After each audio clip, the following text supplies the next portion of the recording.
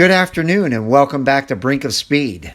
Today's video is about whether I believe the Chevy Grand Sport Corvette is a supercar, and I'm going to give you the reasons why I believe it is. And so today is normally my 60-second video day, but I've been altering from that because I have more information to give you guys, and so today's going to be a little longer than that.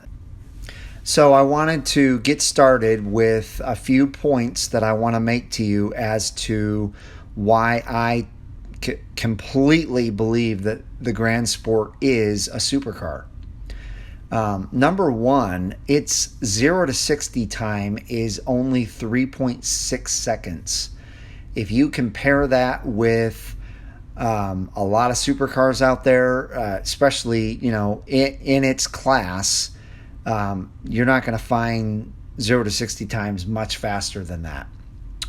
The quarter mile time is 12.2. That's not super fast, but it is pretty darn fast for a car that has 460 horsepower. Also, it has all the looks and the style of a supercar. If you ask, 100 people, I would say 75 to 80 of them are going to say they believe that it looks just as good as any other supercar out there. It will compete or beat most other cars that are considered supercars in its same class on a road course. And that's because it has superior grip and handling.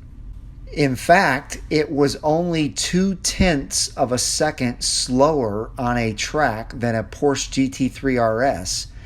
And that car has 40 more horsepower than the Grand Sport and is rated as a supercar for sure. So there's no question this car is a supercar. If you look at the way it looks, the way it handles, all of the technology that is in this car, the acceleration times, which are not that great. However, the 0 to 60 time is very good.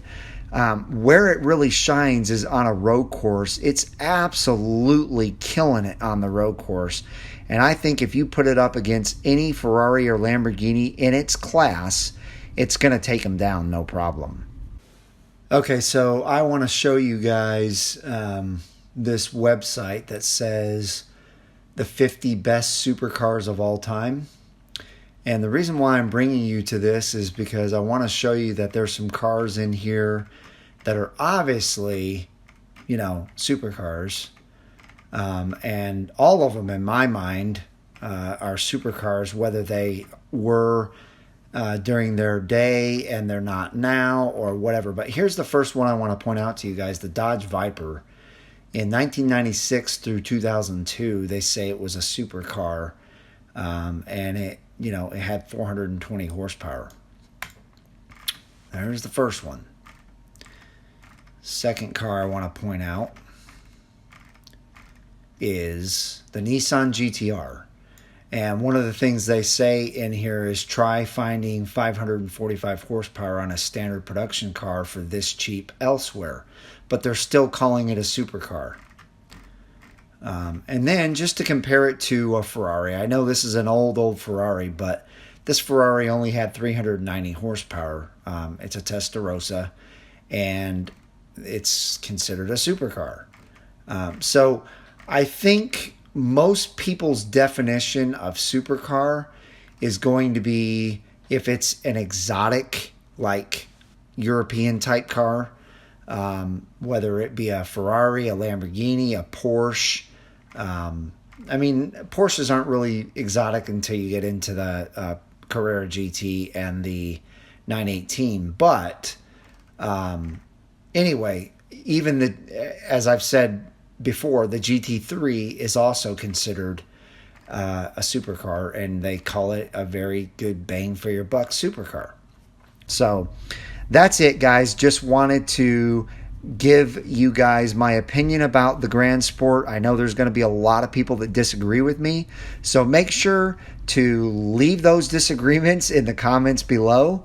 Make sure and hit that thumbs up button if you like the video, And of course, hit that subscribe button and the little bell button next to it so that you're notified when my new content comes out. Other than that, guys, I hope you have a wonderful rest of your week, and I hope to see you out on the road.